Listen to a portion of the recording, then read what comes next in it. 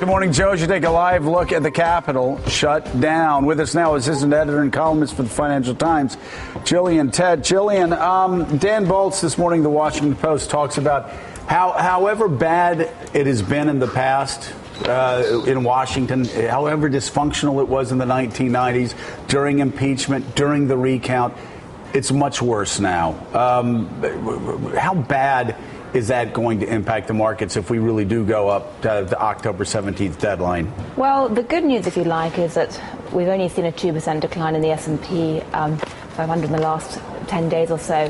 The bad news is we've seen 9 of the last 12 sessions actually show falls.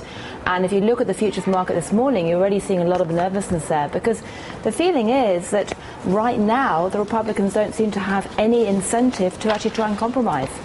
And you know, these manufactured political crises, they always factor these into the market, obviously, even before it happens. But I don't think they factored in what the rest of us haven't factored in, that these people have absolutely no strategy to get out of the corner, and they have no intention of getting out of the corner. Well, what everyone says is, as far as the shutdown is concerned, that has some economic impact, but it's not disastrous.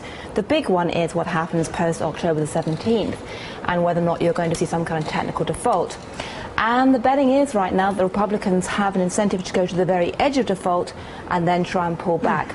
The problem is that you have a lot of potential for accidents. And the real concern is, if you go back to 2008 and look at what happened during the TARP negotiations, it took a big market crash to bring both sides to the table and get a bipartisan deal. This time round, you could well see that dynamic play out again.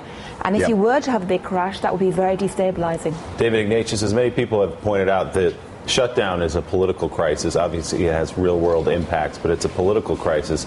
October 17th and the days after, that could be an economic crisis that could have global impact. Some experts quoted today as reminding us that on November the 1st, $60 billion of payments come due: Social Security, Medicare, civil service, retirees.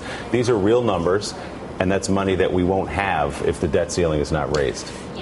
Willie, if the United States, the absolute store of wealth for the world, should default on its debt and make that debt questionable to hold, that would have enormous global consequences. You just have to assume that Boehner means it when he says he won't take it over the cliff in that way. Obama has to decide whether he wants a total obliterating defeat of the Republicans, which is what he's heading toward, or whether he's willing to give them a little face, say that he'll negotiate some of the issues that they care about on debt and deficit issues. If he does that, I think that we'll escape this. I do think that the backlash against very right-wing Republicans, Tea Party Republicans, is building in the country. There was a story in the Post over the weekend about Justin Amash in Michigan, and in Michigan, businessmen in Grand Rapids are getting angry about his voting and are beginning now to run a more moderate Republican against this Tea Party Republican. So that's a sign of what may be ahead. Jeremy Peters, very quickly, what is your thinking after watching Boehner over the weekend? He says he won't step down, or stand down rather.